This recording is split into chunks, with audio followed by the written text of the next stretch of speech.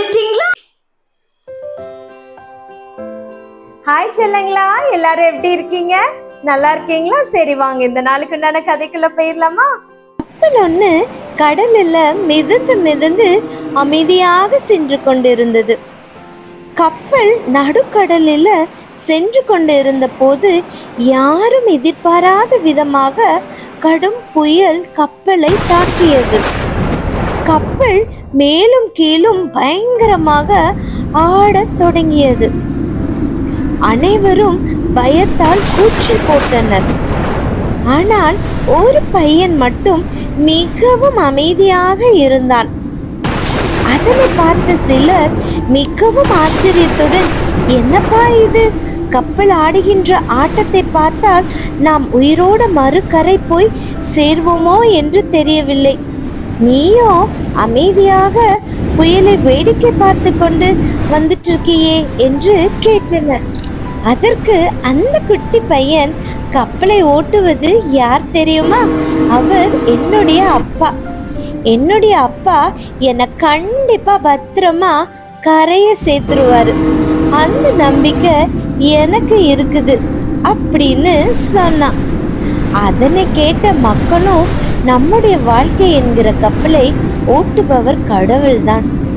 கடவுள் இந்த புயலை அமர்த்தி நம்மளை கரை சேர்ப்பார் என்ற நம்பிக்கை நமக்கு இல்லாம போயிடுச்சே என்ன ரொம்பவும் வருத்தப்பட்டாங்க செல்லங்களா. அதுக்கப்புறம் என்ன, கடவுளிடம் அவரை நம்பாததற்கு மன்னிப்பும் கேட்டன. மன்னிப்பு கேட்ட உடனே என்ன ஆச்சு தெரியுமா செல்லங்களா? புயலும் ஓய்ந்தது. கப்பல் பயணமும் மீண்டும் இனிமையாக துவங்கியது. செல்லமே, கதையை பாத்தியா என் செல்லங்களா? பாத்தியா, அந்த குட்டி பையன் அவ்வளவு பெரிய புயல் வந்தும் எப்படி இருந்தான்?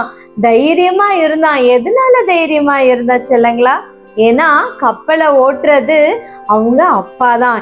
எப்படியும் அவங்க அப்பா கரையை கொண்டு போய் சேர்த்துருவாங்கன்னு இந்த குட்டி பையனுக்கு ஒரு நம்பிக்கை இருந்துச்சு செல்லங்களா. அதனாலதான் அந்த குட்டி தம்பி எப்படி இருந்தாங்கன்னா தைரியமா உட்கார்ந்து இருந்தாங்க செல்லங்களா. இதே மாதிரிதான் என் அன்பு செல்லமே, நம்மளும் எப்படி இருக்கணும்னா நம்மளுடைய நம்பிக்கைய ஏசப்பா மேல வச்சிருக்கணும் செல்லங்களா.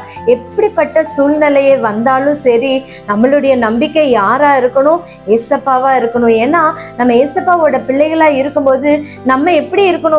பலதை நினைச்சு கவலைப்படக்கூடாது. ஐயோ, இங்க போனா இப்படி ஆபத்துல மாட்டிடுவோமே, நம்ம என்ன செய்வோம் அப்படின்னு அந்த பதறுதல் தேவனுடைய பிள்ளைகளுக்கு இருக்கவே கூடாது என் அன்பு செல்லமே. அப்படி இருந்துச்சுன்னா நம்ம ஏசப்பாவோட பிள்ளைங்க என்னது கிடையாது. ஏன்னா நம்ம ஏசப்பா பிள்ளையா இருக்கும் போது நமக்கு எப்படி இருக்கும்? நம்பிக்கையா இருக்கும். ஏன்னா ஏசப்பா என்ன இப்படிப்பட்ட ஆபத்துல இருந்து என்னை காப்பாத்துறதுக்கு அவர் வல்லவரா இருக்கிறார் அப்படின்ற ஒரு நினைப்பு நம்ம இருதயத்துல இருக்கணும் செல்லங்களா, இந்த சின்ன தம்பி மாதிரி. சரியா என் அன்பு செல்லமே? இந்த நாளுக்கு உண்டான வசனத்தை பார்க்கலாமா? ஏன்னா பரிசுத்த வேதாகமத்துல இதுக்கு சூப்பரா ஒரு வசனம் இருக்கு. அந்த வசனத்தை கேட்போமா? அக்கா கூட சேர்ந்து சொல்றீங்களா? வாங்க சொல்லலாம். கர்த்தர் உன்னை காக்கிறவர். சொல்லுங்க பார்க்கலாம். எவ்வளவு சூப்பரான வசனம் பத்தியா என் அன்பு செல்லமே? கர்த்தர் உன்னை காக்கிறவர். யார காக்குறாரு? கர்த்தர். கர்த்தர் யார காக்குறாரு என் அன்பு செல்லங்களா? நம்மளை காக்கிறவரா இருக்கிறாரு. அதனால நம்மளை காக்கிற அந்த தேவனை நம்ம ஆராதிக்கிற செல்லங்களா. அதனால நம்ம ஒரு நாளும் பயப்படக்கூடாது. சரியா என் அன்பு செல்லமே? எப்பவாவது நீ ஆபத்துல நீ மாட்டிக்கொள்ளும் போது இந்த வசனத்தை நீ ஞாபகம் வச்சுக்கணும். கர்த்தர் யார காக்குறாரு? என்ன காக்குறாரு? சரியா செல்லங்களா? இந்த வசனம் எங்க இருக்குன்னா சங்கீதம் 121:5. சொல்லுங்க பாப்போம். 5. சூப்பர் செல்லங்களா. இந்த வசனத்தை மனப்பாடம் பண்ணுங்க. உங்க அம்மா அப்பா கிட்ட சொல்லுங்க. மறுபடியும் அக்கா நாளைக்கு நைட் உங்களை பார்க்க வரேன். பாய், குட் நைட்.